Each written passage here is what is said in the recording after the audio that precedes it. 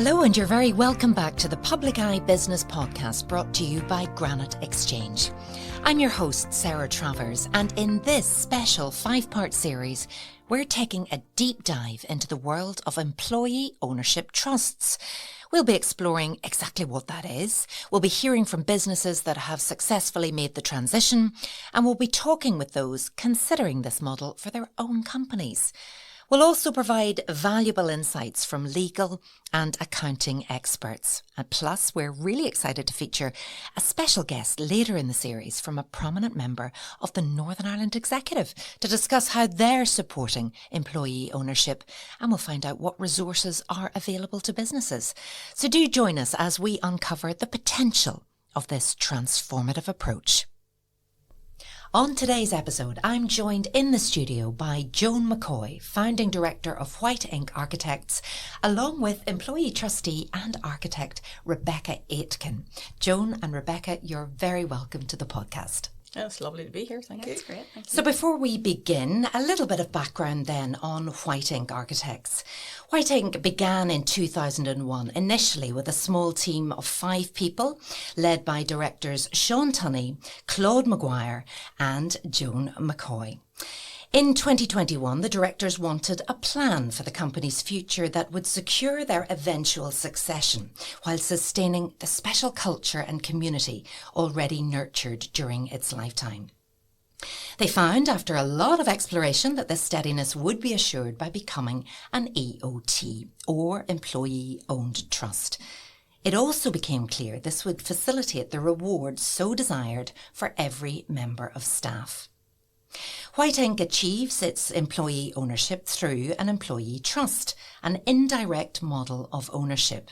So the trust holds and manages the controlling shares of White Ink on behalf of its employees, with day-to-day control of the company remaining safely in the hands of the long-standing directors. Now, as the first company headquartered in Northern Ireland to become an EOT, they believe that White Ink they have become an exemplar for this type of business progression. So Joan, I suppose I have to start with you being a company director and the first company in Northern Ireland to adopt the EOT model. Why did you go down this line, and how did you find out about it, and how has it been?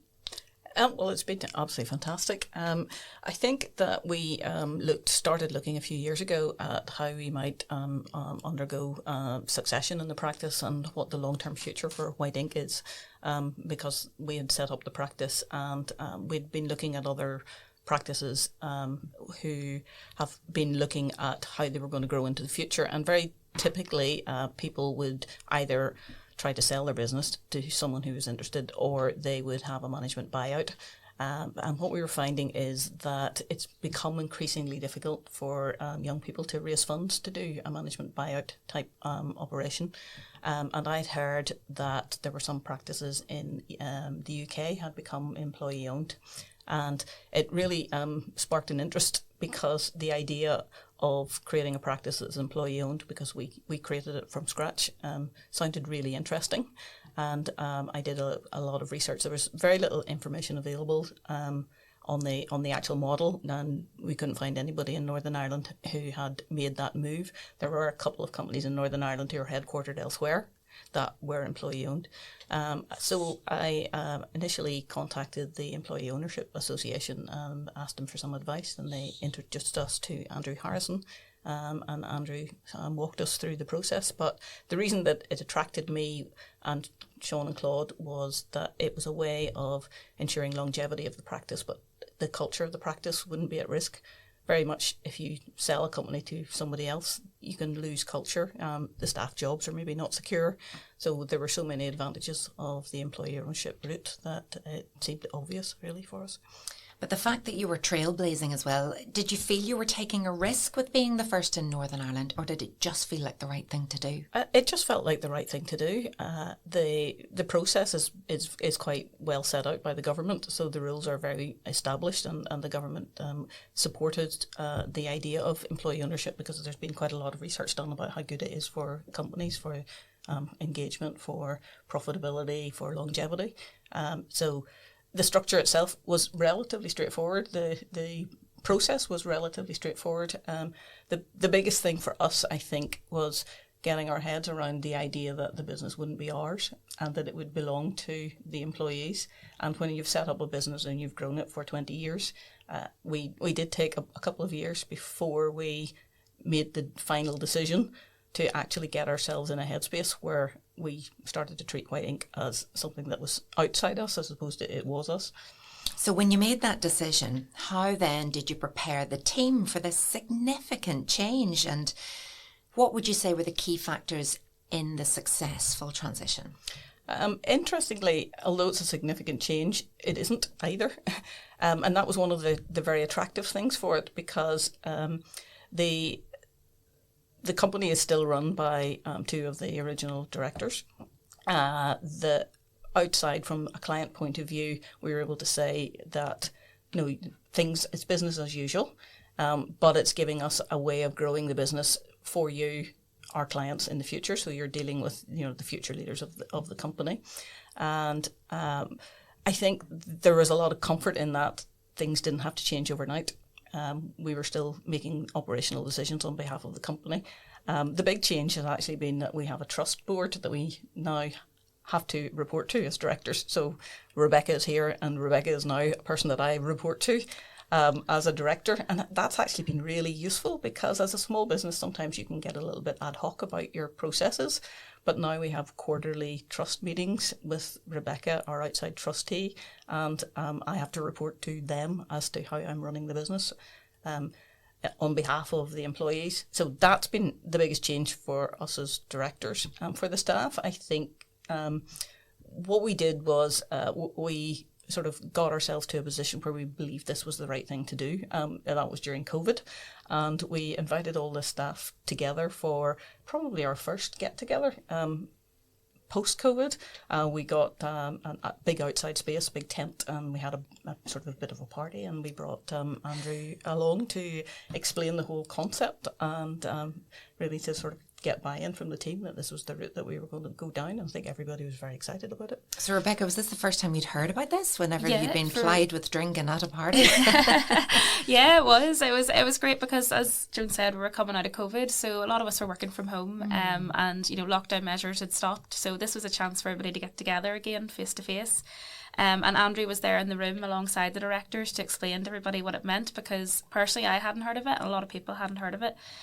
So it was great to really take that time to actually get our heads around what does this mean for the business. And for all the reasons that Joan's already explained, I think everybody was in agreement at the end of that day. Yes, this feels very natural for White Ink to go into that place and become employee owned. It just seemed a continuation of the culture that was already fostered there. And when you went home, when you had discussions with friends and family about this, had they heard of it? No, nobody had heard of it there either. Now, I know Andrew had said on the day, there's actually quite a lot of big companies in the UK that John are already Lewis, Arup, exactly, McDonald's, yeah. But it's not something that we had ever really thought about. It was more the traditional models that we were used to. So, did you have any trepidation around it?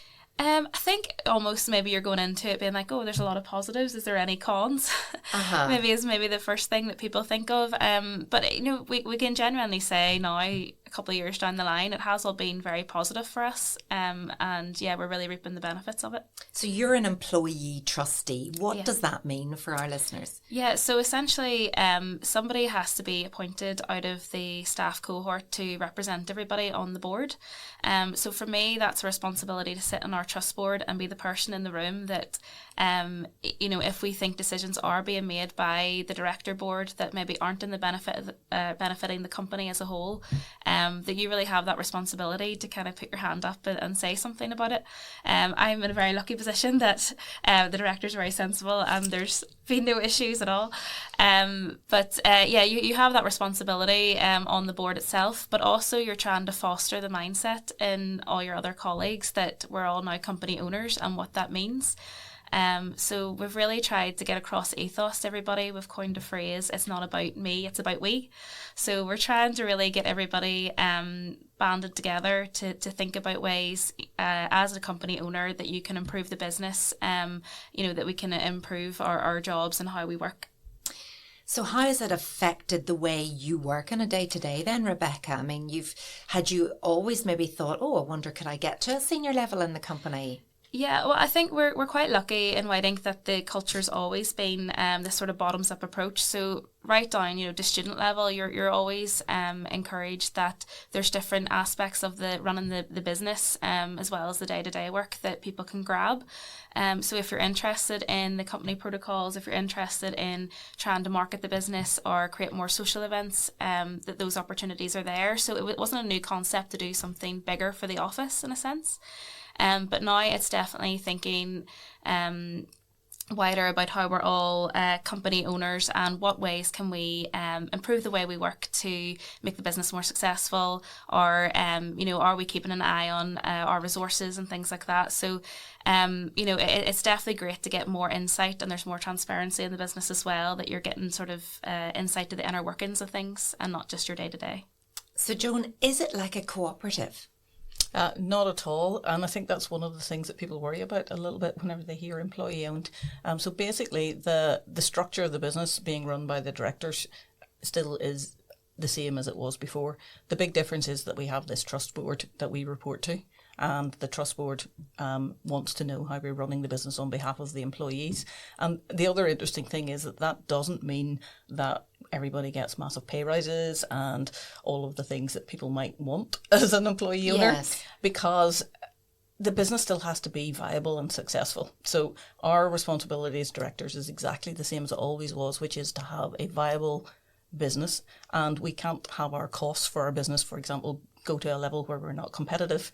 But the big advantage then of being employee owned is that we will keep salaries and conditions competitive, but when we make profits and the owners have been bought out, then those profits actually belong to the employees. And that's where the benefit comes. So we would like our salaries to be competitive so that we can bid for work and that we can win work. But if we do really well, then there is the opportunity of a profit share then for the employees. And the government has very nicely made the first £3,500 of that tax-free, which is very nice. And that seems to be a real bonus, Rebecca. That was something that was very pleasant. I think that works in a bonus capacity as well. Yes, yeah. No, that's great. And it's definitely, I wouldn't say it should be the driver probably for becoming employee owned, but it's definitely a really big positive, and it is still important, and it's important to people to know that when we're working hard, we're getting to share in the benefit of that.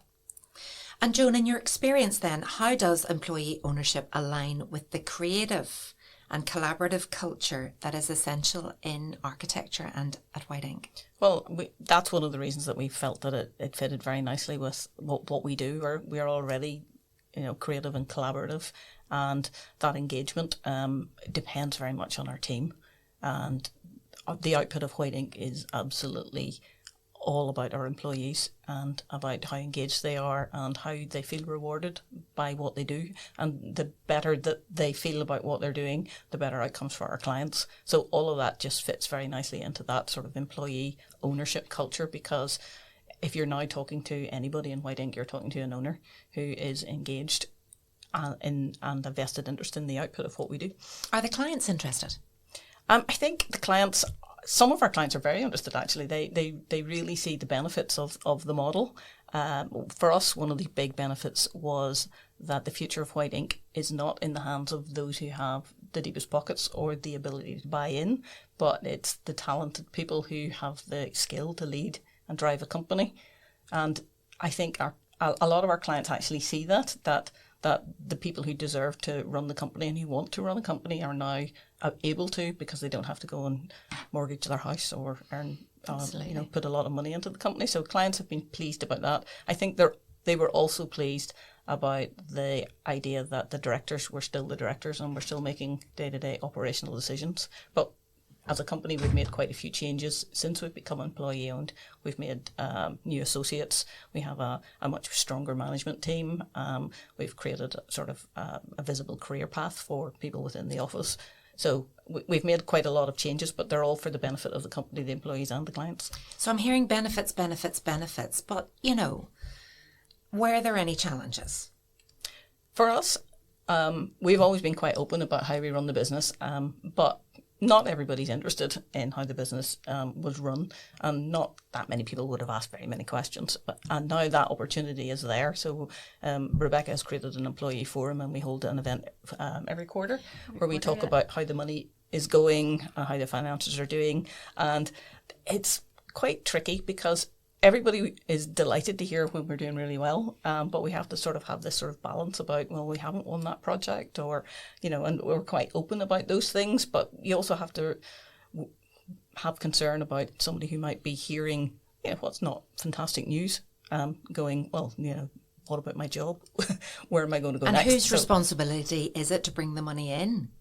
Well, it's the management team's responsibility to bring the money in. So everybody in the offices and the management team are learning the processes. So Claude and I are passing on responsibility and keeping oversight so that we grow that.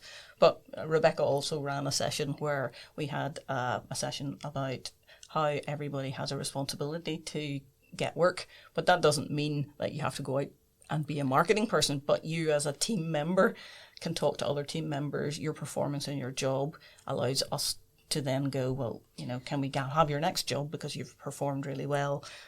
Make networks and connections. So there are all sorts of ways that employees can influence the direction of the business without having to sort of do what a director does.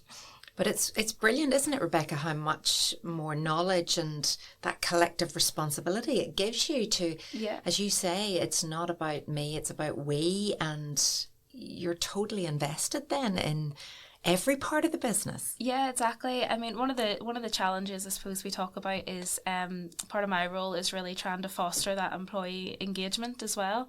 And you're not going to get everybody, as Joan said, you're not going to get everybody on board with that, but we're really trying to carve out a dedicated time and space to really encourage people to get to know the inner workings of the business better. So every quarter we do have those sessions. It's just very relaxed Friday afternoon, and the topic will change. So Joan said we had one where it was all about marketing, and not necessarily calling everybody up to go out and search for clients, but just knowing that in your day-to-day work an opportunity might come along, and make sure you know a bit about the business that you can have speak a conversation about it. and upsell and mention something else. It's just thinking in a different way, isn't it? And things that come naturally to you, just have more of awareness of when you can have those conversations. It's been great just in terms of getting everybody to kind of carve out a bit of time that we can all come together in the one room and have those kind of cross discussions and make sure everybody's on the same page. The fact that you've been the first company to go this way in Northern Ireland has garnered a lot of interest. It's why you're in the studio today. But do you find that you're having to go out and talk to other people now? Do you think, because it's been around for a long time, just not in Northern Ireland. I believe we've only got 10 companies at the minute, but hearing your experiences, is it something that you feel passionate about, that you want to share? Oh yes, definitely. And it helped us as well when we were getting set up. We are members of the Employee Ownership Association. And when I first came into the role, and we decided it would be great if we also created a team around me. So we have our in-house EO forum. So there's 5 members of our staff, just right from associate to student level, that sit on that. But when I was setting that up and trying to figure out how that might work through the Employee Ownership Association, they were able to put me in touch with other companies in the UK that had a similar setup. And I could learn from what they said worked well and what didn't, and I think that needs to continue. It needs to continue locally as well. Joan, you're also an honorary professor at Queen's. How do you incorporate your views on employee ownership into your teaching and perhaps your mentorship of future architects? Is it something you talk about? Well, it's quite interesting because I'm actually honorary professor of practice, which means that my input is really to do with the practice of architecture. And I've been engaged for many years helping with the very last part of the qualification to become an architect, called Part 3, which is after you've got 2 degrees and you've worked for 2 years, then you can come back and get your professional qualification. And the exam for that, interestingly, is based around a hypothetical practice.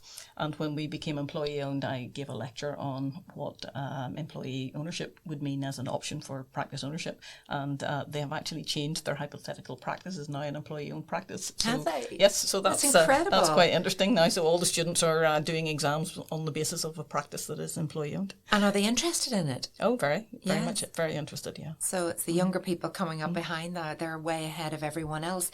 You mentioned the Employee Ownership Association.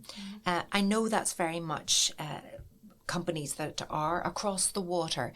But do you feel there's a momentum now, both of you, in Northern Ireland to get something bigger set up here? Because I think the benefits of actually talking on the ground, visiting places, seeing how it works, is that maybe easier than always having to look across the water, Joe? I think that Northern Ireland really does need something that is structured and formal and by local people for local people.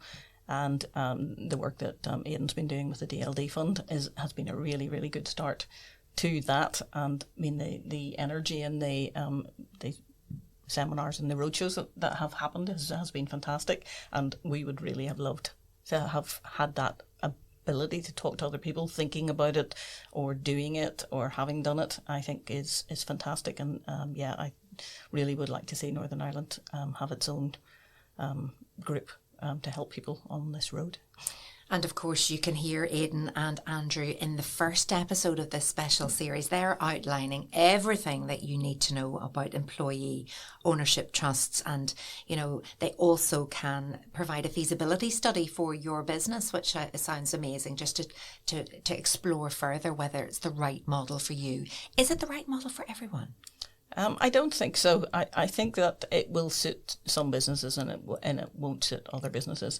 I think it's really important that if you're going to come down this route, that you don't do it just for tax reasons. Yes, it's tax efficient and it rewards entrepreneurship and it creates longevity. But I think if you're not genuinely interested in the idea of employee ownership, the benefits of employee ownership, there are other models that will suit better. It won't suit everybody, but I think there are so many businesses in Northern Ireland that have grown in Northern Ireland who want the profits to stay in Northern Ireland, who want longevity. It's a really good way for those businesses to actually move things forward. And what advice now would you give to other business owners perhaps listening to this today, if they are considering it? What sort of things should they be aware of? And Rebecca, let's start with you, because, you know, it does all involve the employees. Yeah, I think a really great place to start is to reach out to ourselves or other businesses that have already done it, and to get involved in the roadshows that the DLD Fund are doing, because you will get all the information there. You'll be able to chat to people directly about how their experience has been in it. And it would be really great if we could even foster a network of employee trustees that can get together locally and really share in what things are working well and what things aren't, and really try and get everybody to wrap their heads around this together. And what's not working well? I think the big thing that everybody talks about is trying to get the employees to get on board and get engaged. And even for us, 3 years down the line, you know, it was a process to get everybody to understand what this meant for them. And I think because there isn't a big upheaval, you know, you sort of expect a massive change, and when there's not a massive change to your day to day, people sort of think, oh, is this worked? But that's actually the way you want it to go. You know, it was something that was working well that's now continuing to work well. And so it's managing expectations as well of what this actually will. Yeah, exactly. It doesn't just necessarily make you a millionaire or whatever. Yeah, and then since that point, you know, we've just been able to amplify how much we're fostering people coming forward with suggestions for the business, and we're trying to make a platform for people to do that. So just knowing that they have the ability to come forward if they have ideas or they think the company should go in a certain direction, that's welcomed. But also, again, understanding as a company owner, your suggestions need to be viable. You need to have thought about all these different considerations. So it's really trying to get everybody to wrap their head around that. And yeah, we think those quarterly afternoons that we do really help, because otherwise people can be tunnel vision in their day to day, and you just sort of need to take a moment to pause and think about the bigger picture of the company together. It's all about open communication as well, isn't it? And communication. Otherwise, everybody will be having all sorts of conversations with other people, but not maybe fully understanding. Yeah. What about you, Joan? What advice would you give? Well, I did mention before about the idea of the sellers getting their heads around the idea that they're not the owner of the business, and that they have to think sort of wider, and that kind of letting go of something that you may have created, especially if you've been a founder of a business. I would say that it's very important to plan an exit strategy, or have an idea about what that exit strategy is going to be. There are 2 or 3 different ways of going at that. We've chosen to go with continuity, so that the directors stay in the business and that we grow the management team. Another route that some people take is that the owner of the business steps back immediately and their management team steps in. And I think it's just important to be clear about that, because I think especially if the directors in the business stay and things don't change, that it can make it quite frustrating for the team, and I think our team have seen quite a lot of changes in terms of sort of growing our internal management team and handing over sort of business, and people can see how things are changing over time. But if it had stayed the same, that might have been frustrating. The last thing I would say is your sale price has to be realistic. But just as Rebecca has said, in order to get the employee owners to actually feel the benefits, that in that payback period for your sell price, that you should build in a small bonus along the way, because there's nothing makes you feel like an owner than getting a bonus because you're an owner, or not getting a bonus if things are not going so well. So building in that small way during the buyout period for people to actually feel the financial benefit of being an owner, I think is very important. And you have had one director step back, so you've got 2 directors currently in the business, but presumably you still have an exit strategy at some point for yourselves?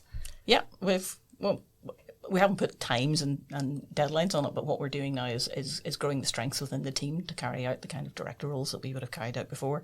So we feel like now that we're mentoring the senior team as opposed to doing all the work ourselves, and that's the important thing, is to set White Ink sailing in the sea with its team happy to captain the ship. And how hard is it to relinquish control? It's difficult to get your head around that idea, which is why we spent a lot of time talking about it before we actually made the move. I think once we've made the move, it kind of feels that it's absolutely the right thing to do, and we've always tried to grow our team and sponsor responsibility and ownership, and it's really brilliant to see people stepping up, and that I'm not needed for everything anymore. It's fantastic. So better work-life balance for you? Yes. Yeah. Yes. And Rebecca, what about for you? In terms of work-life balance? Yes. I think, like I said earlier, we've always tried to get everybody to take aspects of the business, and if they're interested, push them forward. So I don't think it's made me slave away trying to do this. It's really fitted in with what our culture was already doing in the office and with our day-to-day work. So I think it's just great because we all feel a bit more empowered in terms of the work that we are doing, and where we can steer the company to. So we've given feedback to the directors that a lot of us would like more local jobs. A lot of ours would typically have been based across the water. So we want more local jobs and maybe smaller, quicker projects as well, because a lot of ours before were about 2 to 3 years long. And that has been taken on board. So I think it's great that, that we're actually able to have a say in the work that we're doing as we're going forward too. And you're still a practicing architect. Yeah. Do you still get the time to design and create? Yes, yeah. It's not taken away too much from my day-to-day activities. There's definitely a focus, and we have those quarterly days and organising those, or when we have the board meetings. But otherwise, you're there as a person in the office along with the other members of the forum, that you're somebody to approach if anybody has an idea or a concern that they want to bring forward for the business. You always have that role overarching, but day-to-day I'm still practising as an architect as I would have before. And I'm going to stick with you for this question. Yeah. I nearly went to Joan, but I thought, no, this is about the future. And where do you see White Ink Architects 10 years from now? I'm going to stay with you, Rebecca. Yeah, well, I think that's what's been great about it, is that it does open it up to see, a future beyond the current directors and people that are working hard internally at the minute. You can see your career progression without having that worry of a financial barrier in place. So at the minute we've already grown. I think since we first became employee owned, we're now just over 40 employees, and we're wanting to keep going to try and I think get to 50 is our sort of number that we're aiming for. So I think we can all see it growing in the future beyond the current directors, and it's kind of opened that up for everybody as well. And I will put the same question to you, Joan. Just finally, a last question for you. Where do you see the business in 10 years?